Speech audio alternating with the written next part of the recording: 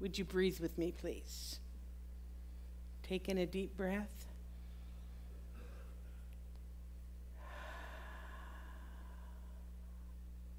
And again.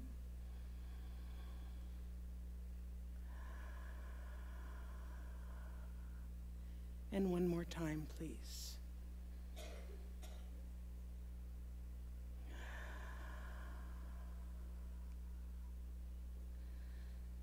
So let me see a show of hands.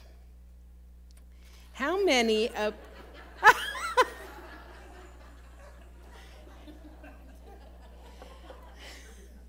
I do not understand why I have smart aleck students and a smart aleck congregation. I'm so serious all the time.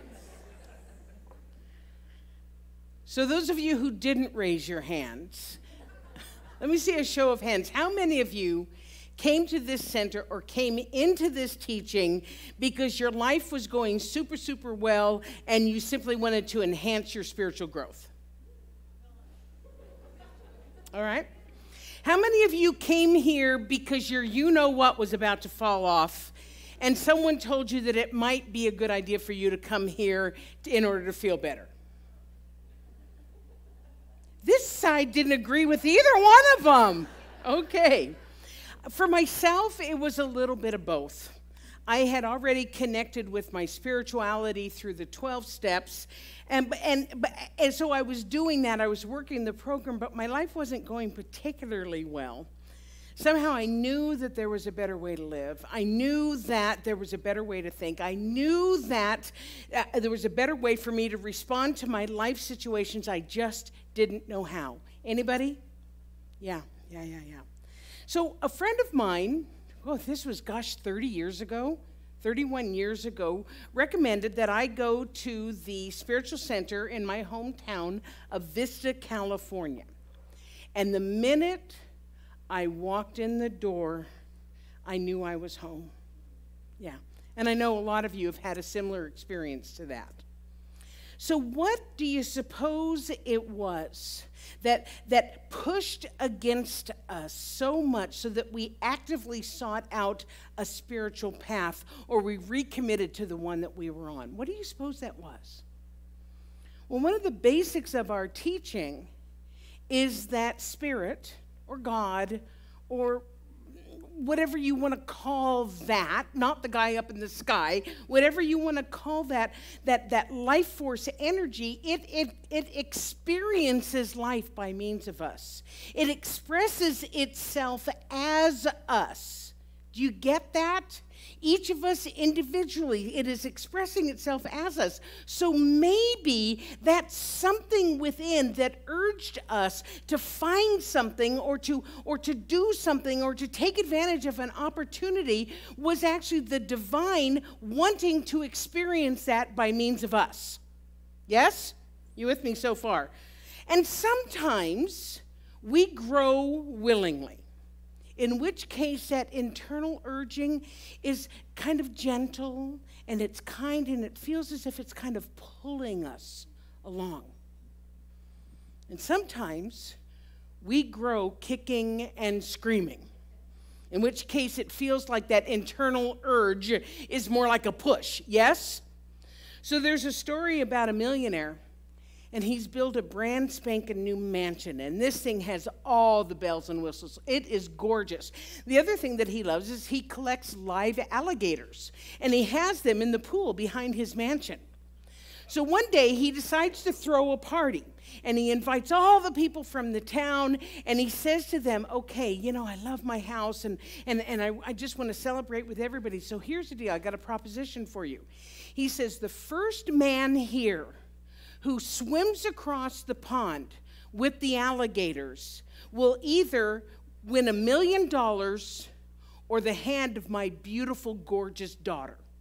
Well, just then there is a splash, and there is a guy in the water, and he starts taking off across the pond, and he's swimming like his life depends on it, because it does, and people are cheering him on, and he's swimming, and he comes out on the other side, and his shirt's kind of torn. He's got a couple little bite marks, but he's alive, right?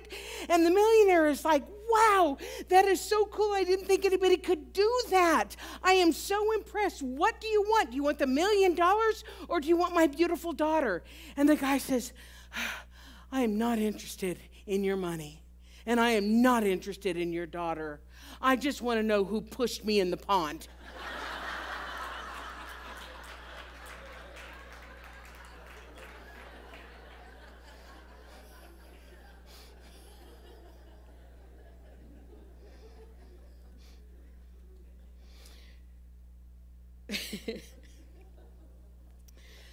So earlier this week, I got this intuitive hit. You know, the universe and I are really good friends.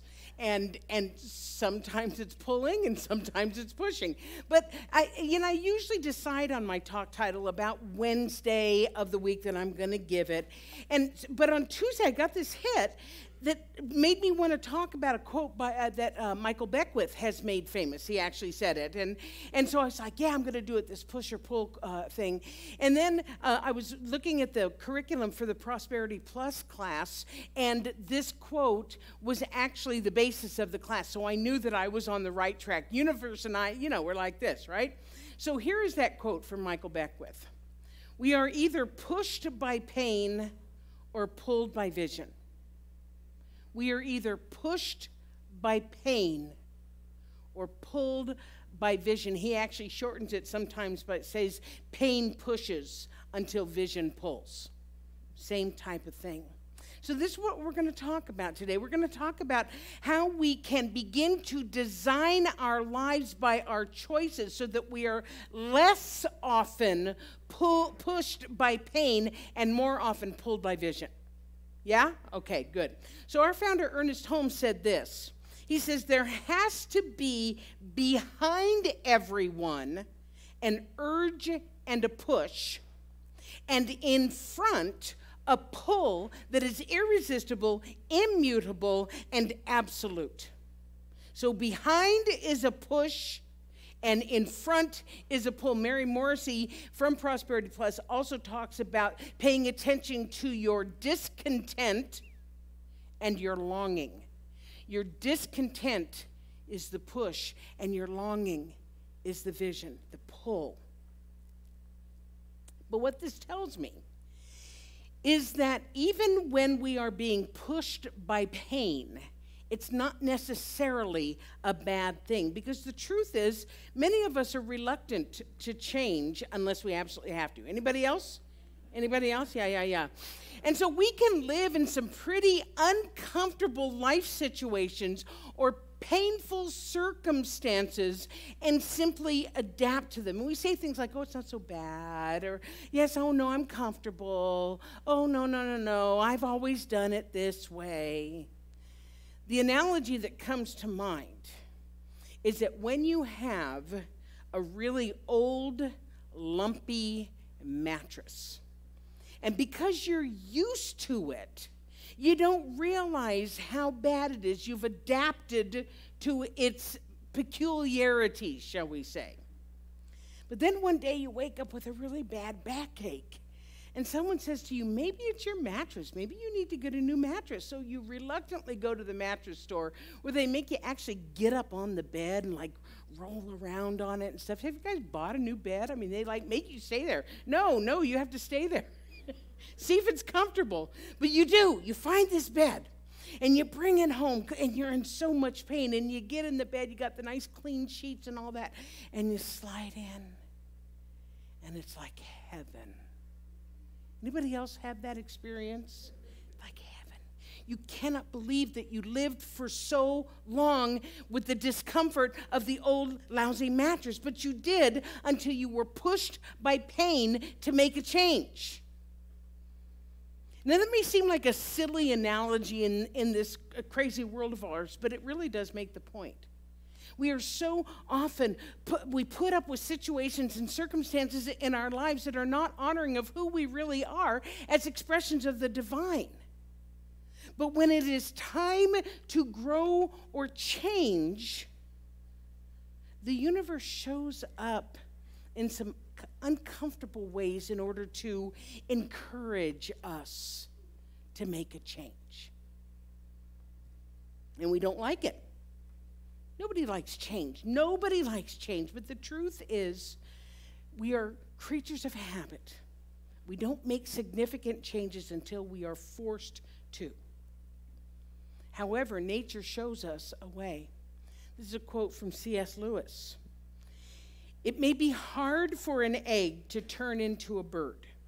It would be a jolly sight harder for it to learn to fly while remaining an egg. We are like eggs at present, and you cannot go on indefinitely being just an ordinary, decent egg. We must be hatched or go bad. I mean, really, think about that. I cannot imagine that it is super comfortable for an egg to be crammed, for a chicken or a bird to be crammed inside of an egg before it hatches.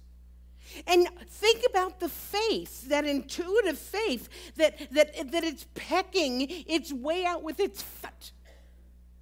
But the bird cannot help itself. There is something within it that must break through and discover what's next. And in the bird's case, what's next is its ability to fly.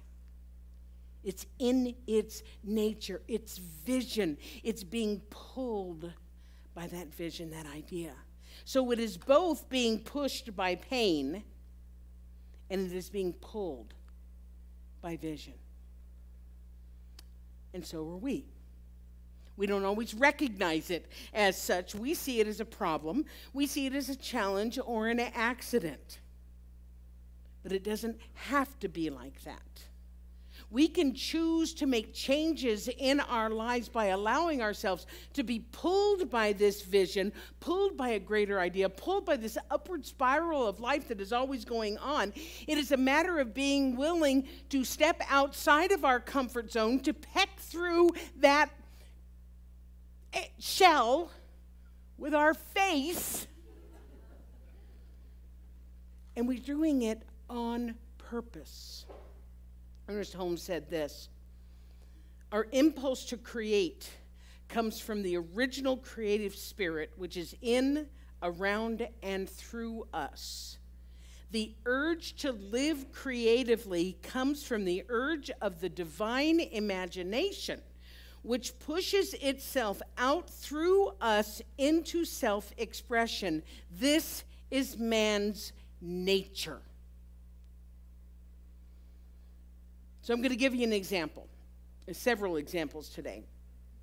Several years ago, my sister Peggy, many of you have met Peggy. Most of you know Beth, my other sister, but this is Peggy. And Peggy decided, or she redecorated her home. You know, new flooring, paint, furniture, artwork, the whole shebang. It turned out really well. She had a super fun time doing it. However, the reason why she did it was because the upstairs neighbor in her condo complex had a terrible leak, and it basically flooded Peggy's house.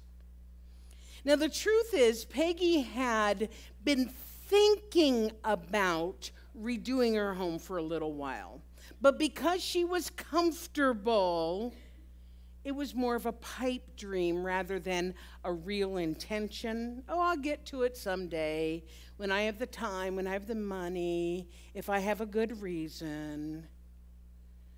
So isn't it interesting that the universe basically forced her hand and pushed her into change?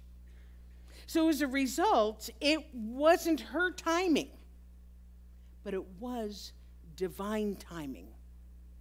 You with me? It wasn't her timing, it was divine timing. Because the divine urge isn't interested in your schedule. Does not care. It is not interested in staying in the status quo. It's the bird that's pecking its way out. It wants to be more. It wants to express more. It wants to live more through us and as us. So for Peggy, it came as an unexpected and unwelcome flood, which caused her to then move her feet into a greater self-expression.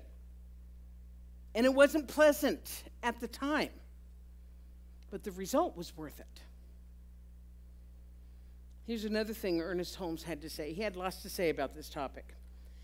There's a pressure against us for self-expression, and when it is expressed, our life flows happily. But when we tend to hinder it, there is stagnation. The creative impulse must create something, or we are unhappy. Can I get an amen to that?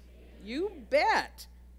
Because interestingly, I had a very similar situation happen a couple of years later with my home, but mine was more about being pulled by vision than pushed by pain.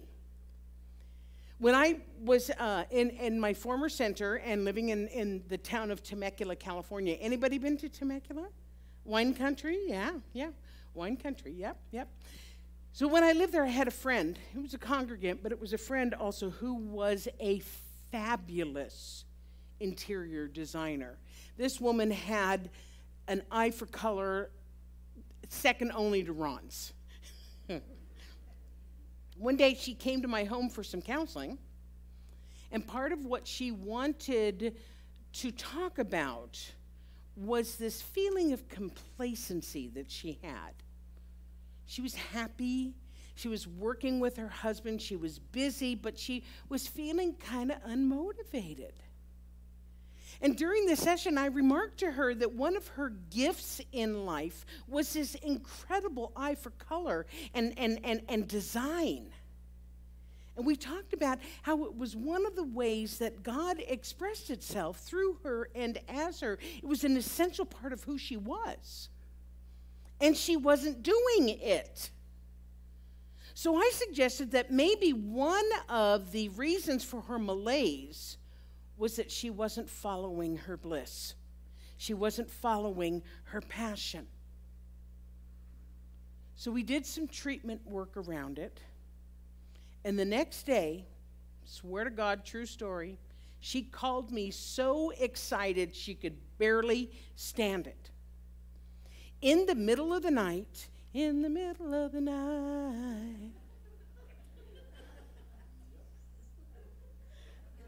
that's when the muses visit, isn't it? In the middle of the night. She had come up with this idea of marketing herself as the designer of sexy, beautiful bedrooms.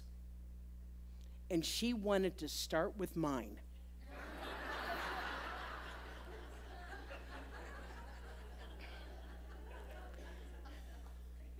Now, my bedroom was functional. It was comfortable, but it was definitely not sexy or beautiful. But how are you going to say no to that, right? She's doing it gratis, right? So I agreed, and we had a really, really good time choosing paint, color, all this kind of stuff, right? And she had a vision. I mean,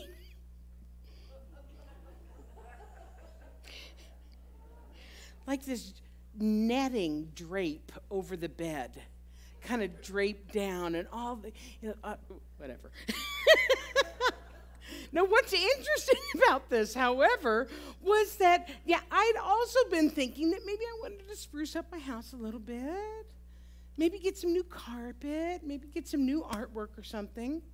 But instead of being pushed by pain, by a seeming disaster like a flood, I was being pulled by a vision of a sexy new bedroom. And my friend, who had been feeling unmotivated and a little bit bored, was pulled by a vision of starting a business doing her bliss. Joseph Campbell. You thought I was going to put a picture of my bedroom, didn't you? Sold that house. Live in Calgary now. The ultimate pulled by vision. Anyway, Joseph Campbell said, follow your bliss. and the universe will open doors where there were only walls. So that's kind of the essence of today's message about being pulled by pain or pushed by vision. Because if we allow ourselves to be pulled by vision, which is kind of the same thing as following your bliss, the ways and the means to bring that vision into fruition make themselves available. For instance, I had no idea how I was going to pay for, she was doing the work, but I had to pay for, all the stuff and all the new furniture she had me buy and stuff. Because apparently my dresser was not sexy. So I had no idea how I was going to pay for this, right? I didn't budget for it. I didn't have a bunch of money just lying around going, here, spend me. And yet, after she approached me and I said yes, I had 2 colleagues contact me, including Dr. Carol Carnes of the Calgary Centre for Spiritual Living, inviting me to come to their centers to speak and do a workshop and sell books. When we step out on faith and we allow ourselves to be pulled by a vision, the universe steps up to greet us and to support us. Or we wait around until the pain is so great, and then we just try to get away from it. And it's not very much fun, but it causes us to grow. Because the funny thing is, as exciting as this whole redecorating, and yes, it did end up being the whole house. I'll just have you know that. You can't have this jewel of a bedroom and then the rest of the house. So but the funny thing was, is as cool as it was, and it was exciting, and my house, my bedroom, everything was pretty uncomfortable to live in for a while, right? You all have been through renos. You know what I'm talking about. So even when you're being pulled by a vision, it causes some growing pains. But I grew through it. Because the bottom line is, folks, grow, we're going to do. Grow, we are going to do. It's the nature of life, and it's our nature. So I want to close with a quote by James Allen. Cherish your visions, cherish your ideals, cherish the music that stirs in your heart, the beauty that forms in your mind, the loveliness that drapes your purest thoughts. For out of them will grow all delightful conditions, all heavenly environment. Of these, if you but remain true to them, your world will at last be built. So the question is, are you going to be pushed or are you going to be pulled? I love you, and so it is.